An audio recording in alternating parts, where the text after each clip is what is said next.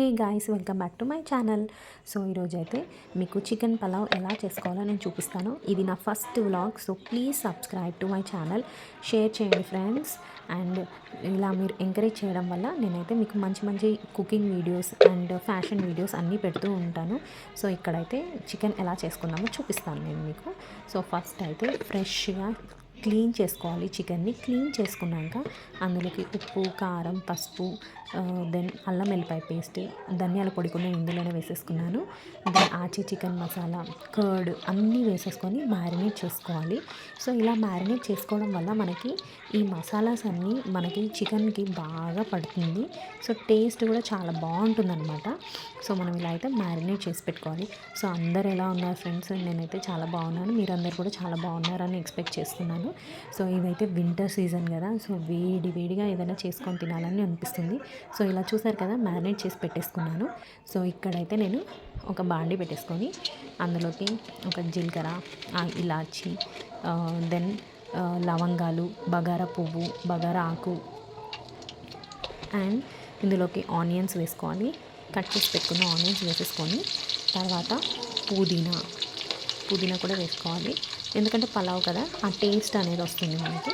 So pulao వేసేసుకొని తర్వాత ఈ ఆనియన్స్ కూడా మనకి గోల్డెన్ బ్రౌన్లో వచ్చేలాగా చూసుకోవాలి. సో ఇలా బ్రౌన్ కలర్లో వచ్చాక ఇక్కడైతే నేను ఇప్పుడు బగారా ఆకు చూసారా ఎలా బ్రౌన్ కలర్ వచ్చేది. సో ఇక్కడైతే ఫ్రెష్గా పుదీనా ఉంది, ఆ పుదీనా కూడా వేసేసి అది కొంచెం మనకి ఇట్లా గోలిన తర్వాత మనకి ఈ చికెన్ని అందులో వేసుకోవాలి. చూసారు కదా ఎలా బ్రౌన్ కలర్లో వచ్చేసిందో. సో అక్కడ మనము ఇప్పుడు చికెన్ని వేసేసుకోవాలన్నమాట. ఇప్పుడు చికెన్ని వేసేస్తున్నాను. చికెన్ని వేసేసాక దాన్ని మంచిగా కలిపేయాలి.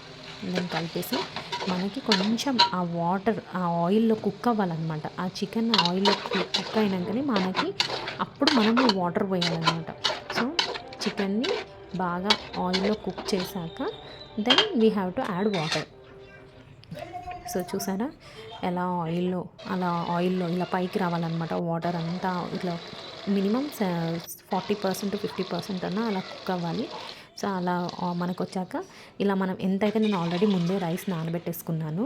సో నేను 2 glasses ఆఫ్ రైస్ తీసుకుంటే 1 glassకి 1.5 glass వాటర్ తీసుకోవాలి. సో 2 glasses కాబట్టి 2 glasses ఆఫ్ రైస్ కాబట్టి నేను 1.5 3 glasses ఆఫ్ వాటర్ పోసేసుకున్నాను. సో ఇక్కడ రైస్ వేసేసుకోవాలి. సో 50% రైస్ చికెన్ కుక్ అయ్యాక మనము ఇలా రైస్ వేసేసుకొని మూత పెట్టేసుకోవాలి. చూసారా ఎమ్మి వేడిగా చికెన్ పలావ్ రెడీ. పైన కొత్తిమీరతో గార్నిష్ చేసుకొని ఎంత బాగుంది చూసారా.